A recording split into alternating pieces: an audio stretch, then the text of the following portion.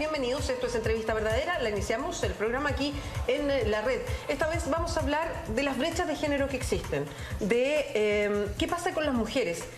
A propósito de un estudio muy interesante que va midiendo cuál es la brecha que se genera con las mujeres en Chile desde que nacen hasta que llegan a la vejez. Es por eso que nos acompaña la directora de Comunidad Mujer, Alejandra Sepúlveda. Alejandra, ¿cómo estás? Muchas gracias por venir. Muchas gracias a ti, Bea. Estoy feliz de estar en este programa.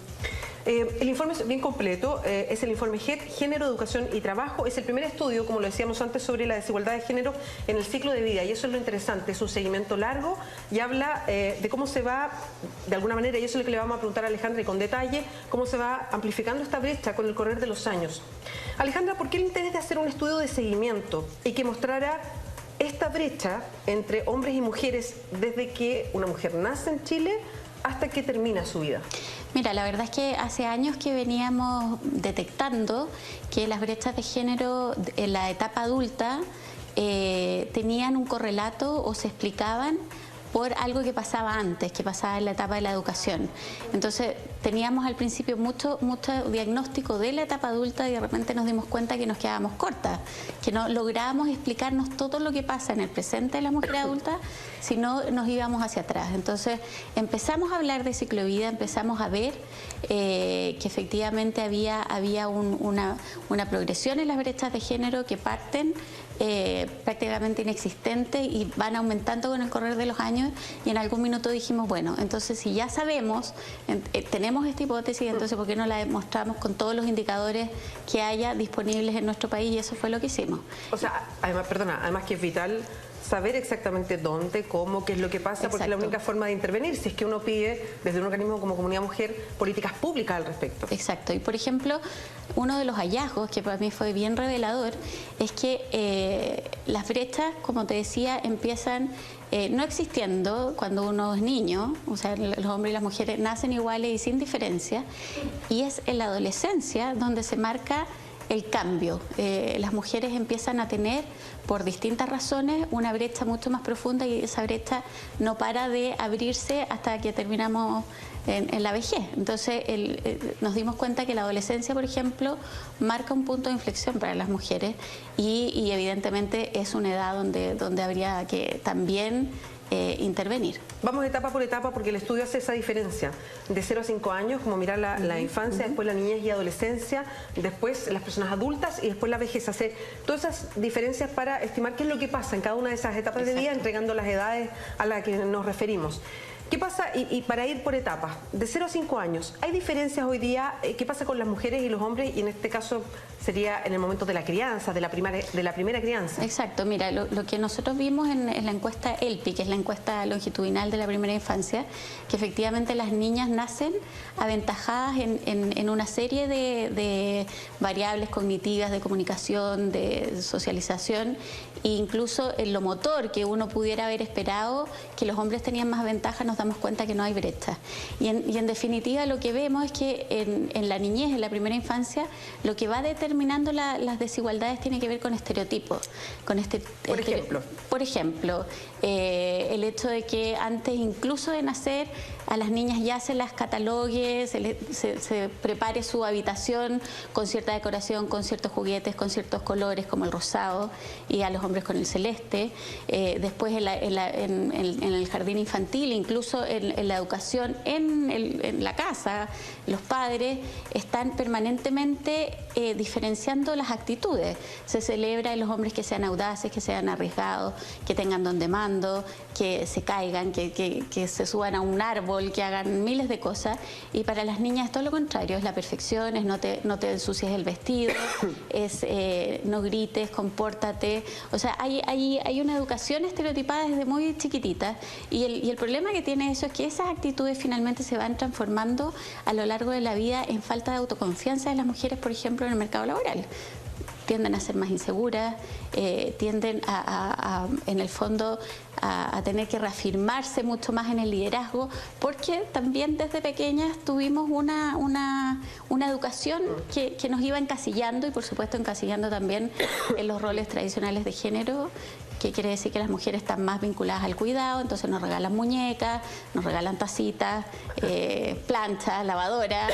Uno va a la juguetería en la Pascua, en la Navidad, y la verdad es que lo que ves ahí es muy evidente en términos de estereotipos. Y es lo que nosotros queremos de alguna manera relevar para finalmente ir rompiendo todas estas dinámicas binarias que no nos ayudan a tener una educación con más igualdad en Chile. Sí, es muy curioso además porque se puede tener un discurso incluso dentro de la familia con ganas de que las cosas sean distintas, pero el peso cultural es muy fuerte y uno misma se encuentra, pese a que uno defiende la opción de una igualdad de género, repitiendo patrones aprendidos. Exacto. Y que están tan adentro de uno, a propósito de estas mismas cosas que son qué juegos se eligen para cada uno, qué colores se eligen, qué cosas se les dice a una otra. No sé, hay tantos términos como que uno se tiene que portar como señorita. Exacto. Yo lo escuché tantas veces cuando era chica y hoy día escucharlo es bien horroroso, pero es algo que se va repitiendo y que lo tenemos metido en la cabeza nomás. Sí, por ejemplo,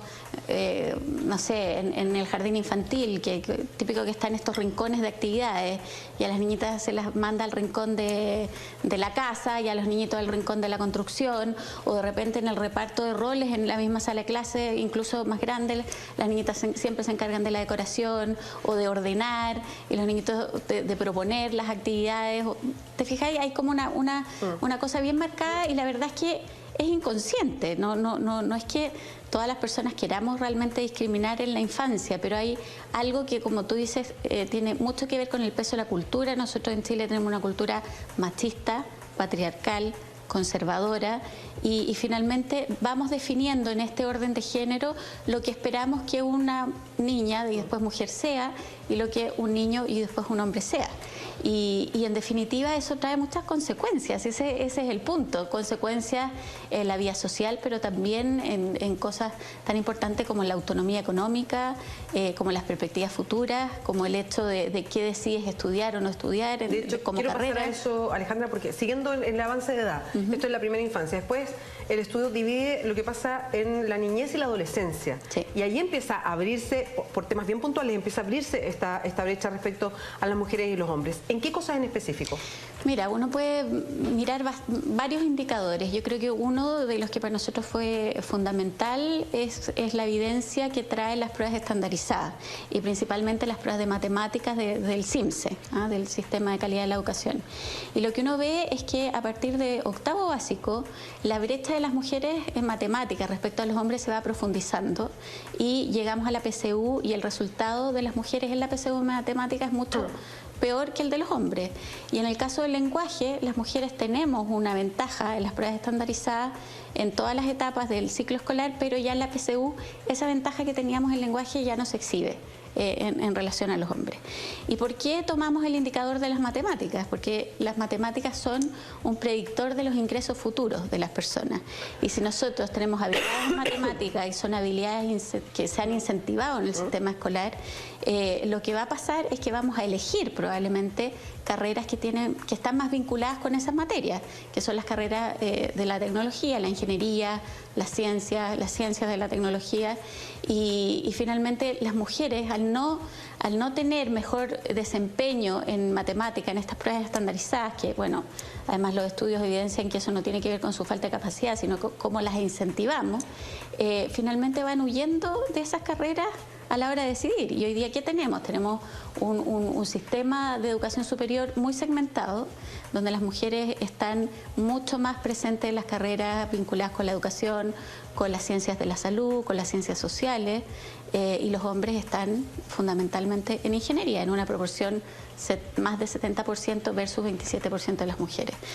De hecho, reforzando, perdón Alejandra, algo que dice Alejandra, haciendo un seguimiento a propósito de esta brecha en matemáticas, recuerdo que se hizo un estudio, era más bien un reportaje con entrevistas a varios profesores de matemáticas y les preguntaban por esta diferencia de género a la hora de enseñar las matemáticas.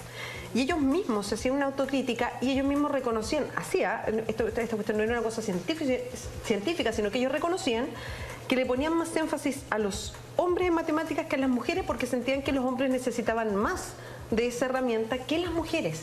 O sea, era una decisión que venía desde el profesor y ellos mismos lo reconocían así solamente por un tema cultural. A mí eso me llama mucho la atención. Mira, y hay un estudio de Alejandra Misala que precisamente lo que hizo fue juntar a estudiantes de pedagogía básica de distintas universidades del país y les puso a todos el mismo caso.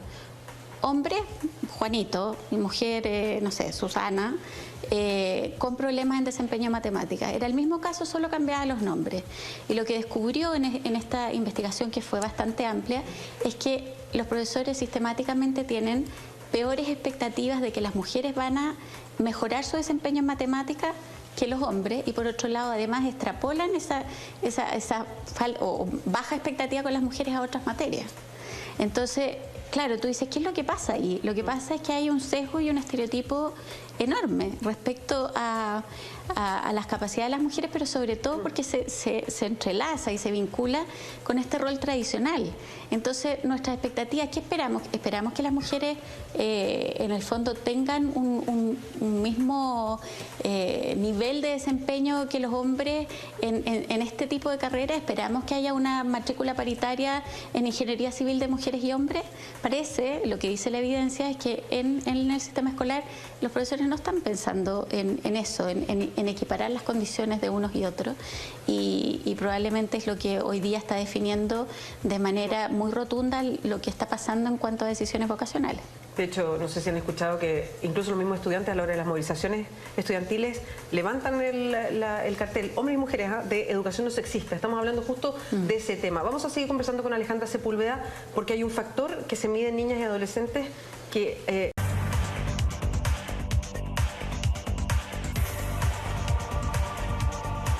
En Entrevista Verdadera estamos conversando con Alejandra Sepúlveda. Ella es directora de Comunidad Mujer, a propósito del informe GET, que es Género, Educación y Trabajo, y que sigue a las mujeres en su ciclo de vida para ir evidenciando dónde, en qué etapas se van profundizando las brechas de género en nuestro país. Estamos, Alejandra, justo antes de irnos a la pausa, yo preguntaba cuál es un factor que lo miden ustedes en la niñez y adolescencia y que tiene que ver con la maternidad. ¿Cuánto influye en Chile aún, estamos hablando del 2016, la maternidad adolescente en las brechas que se pueden generar? Bueno, cuando yo te decía que justo la adolescencia marca un punto de inflexión, aparte de las estadísticas relacionadas con desempeño en matemáticas, el otro de los puntos cruciales es el de la maternidad adolescente. Hoy día nacen en Chile 32.000 niños de madres adolescentes menores de 19 años, y esas mujeres efectivamente ven absolutamente interrumpida su trayectoria en la educación. De hecho, en distintas encuestas se pregunta a los jóvenes que ni estudian ni trabajan la razón por la que ni estudian ni trabajan, y en el caso de las mujeres mayoritariamente la razón de ser nini tiene que ver con el embarazo adolescente y la maternidad en el fondo. En cambio, los hombres esa razón casi es inexistente. O sea, hay un costo que lo pagan las mujeres y que no está presente en la trayectoria de los hombres. Entonces, ¿qué es lo que vemos? Las mujeres que ven interrumpida su educación por la maternidad temprana, finalmente terminan proyectando toda esa falta de oportunidad y falta de capital humano a lo largo de toda su vida. Entonces son mujeres que van a tener trabajos con menores condiciones de salario, con mejor calidad, o con peor, calidad de oportunidades, finalmente probablemente más desempleo, y en definitiva peores perspectivas futuras. Entonces, ahora, es importante. Todavía la visión es un poco fuerte decirlo así, pero la carga que significa un hijo para una mujer adolescente o una mujer en su primera etapa de vida, sobre todo si tiene que enfrentar todo esto sola, y el costo que eso significa, queda para siempre, o sea, esto significa algo para su vida completa.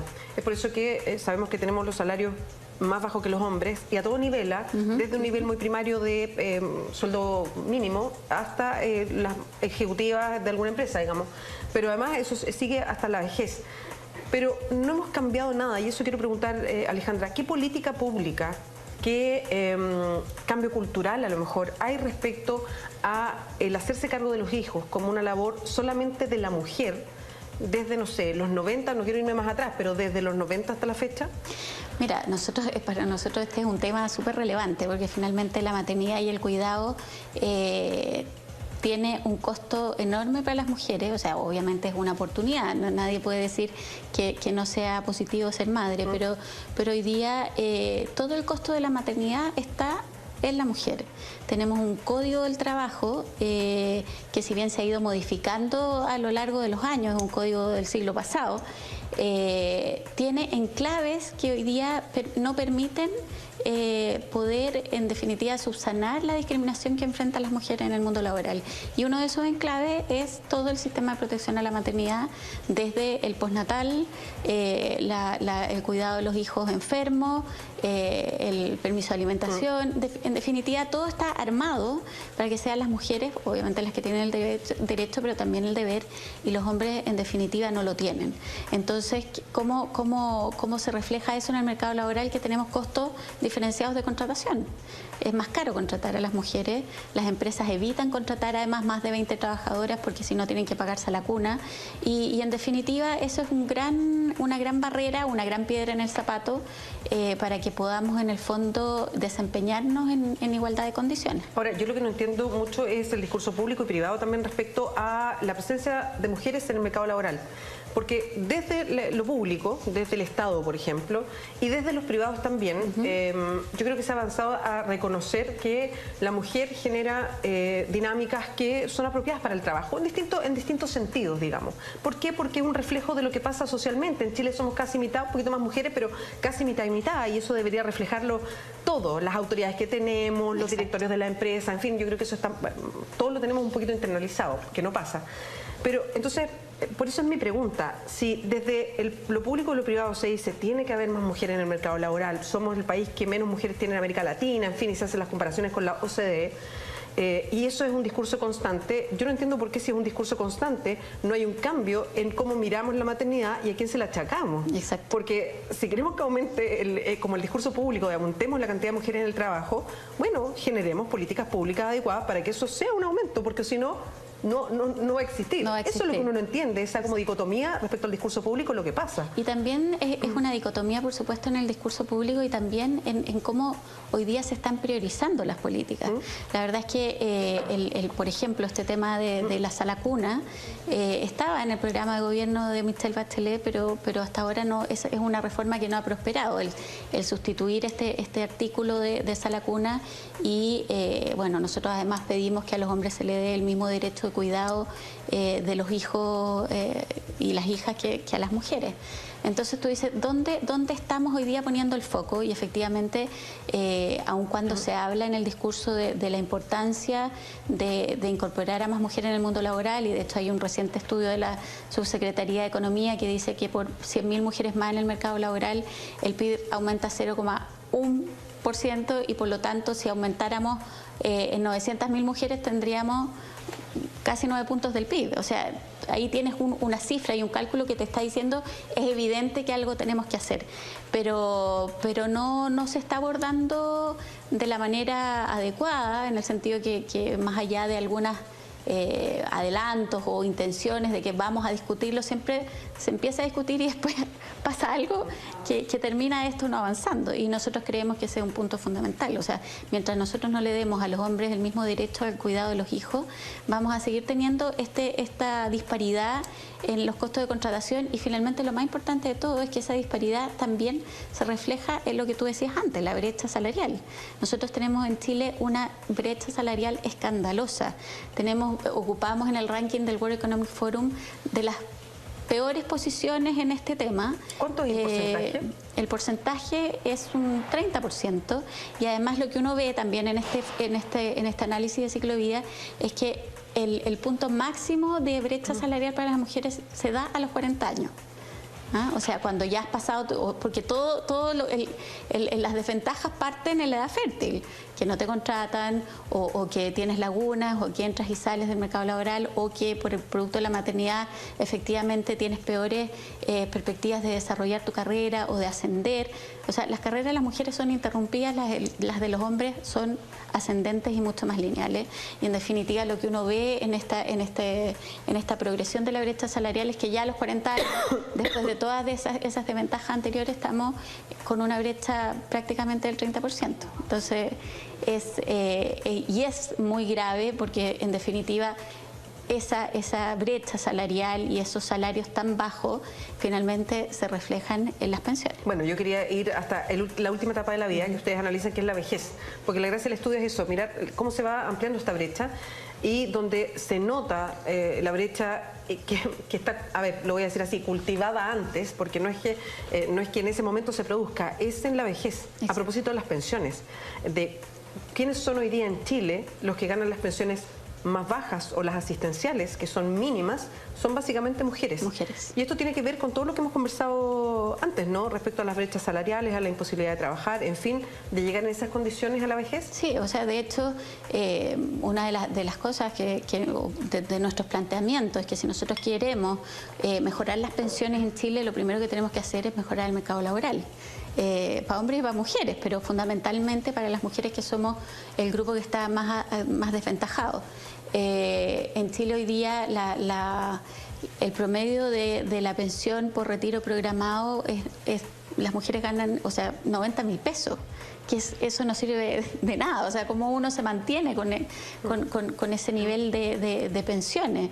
Y sobre todo es así porque nosotros tenemos un sistema de capitalización individual, entonces todo va a depender del ahorro que nosotros hagamos a lo largo de nuestra vida. Y si tenemos unos salarios tan bajos, es muy difícil que podamos ahorrar más. Entonces, cuando uno escucha de repente a las autoridades decir, sí, lo que pasa es que para mejorar las pensiones hay que ahorrar más. Bueno, tú dices, ¿y cómo voy a ahorrar más si tengo este sueldo tan bajo? Sí, claro. Entonces, se dan otras discusiones, se han estado planteando ideas como, por ejemplo, elevar la edad de jubilación de las mujeres y equipararla a la de los hombres. Pero hoy día lo que revela nuestro estudio es que las mujeres ya se están jubilando 7 años después. Exacto. Y eso es una edad de jubilación de 67 años, o sea, incluso más que los hombres. Entonces tú dices, ¿puede ser eficaz realmente una medida como esa? La verdad es que creemos que no. Alejandra, para terminar, y esto como una evaluación personal o evaluación que pueden tener ustedes como comunidad mujer, hoy día tenemos una presidenta de la República, que es Michelle Bachelet, y eso marca, es una imagen que nos queda a todas nosotras. Pero ¿es distinto un gobierno de una mujer que un gobierno de un hombre en Chile? A propósito de todo lo que hemos hablado, que es el peso cultural. Mira, yo creo que sí, yo creo que pasan varias cosas. Yo creo que también a las mujeres se las juzga mucho más. Yo creo que hay harto estereotipo vinculado al hecho de ser mujer en el poder, y muchas veces pasa y ocurre que cuando una mujer que está en el poder se equivoca, entonces quiere decir que todas las mujeres no servimos para eso. Hay como una manera de proyectar los errores que se generalizan en todas las mujeres, y eso es profundamente equivocado. Pero sí creo que las mujeres que están en el poder, y en este caso Michelle Bachelet ha hecho esfuerzos, tanto en el gobierno anterior como en este, por avanzar en cerrar brechas de género. Yo creo que cosas importantes que han ocurrido en el último periodo son, por ejemplo, la aprobación de las leyes de cuotas, tanto para las listas de candidatos al Parlamento, que bueno, se van a empezar a aplicar el próximo año, como también para las directivas de los partidos políticos. Y eso es algo que se ha impulsado a partir de este gobierno, por supuesto con una presión importante de la sociedad civil también. Alejandra Sepúlveda, muchas gracias por acompañarnos esta noche. Gracias a ti, muchas gracias. Nosotros vamos ahora a un resumen de noticias.